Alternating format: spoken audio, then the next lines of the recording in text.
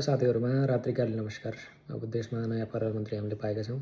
My favourite गृहमन्त्री अलिकति चाहिँ एक्टिभ हुनुपर्छ, त्यो किसिमको चाहिँ हुनुपर्छ भन्ने मेरो चाहिँ थियो।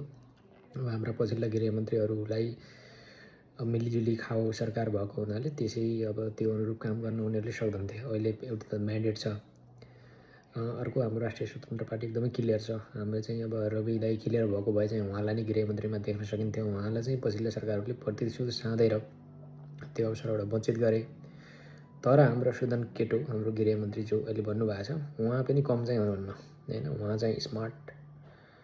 अब राम राज्य स्थापना गर्नुपर्छ। राम राज्य भनेको धेरैलाई थाहा छ होला, छैन भने चाहिँ आफ्नो अलिकति अध्ययन गर्नु होला।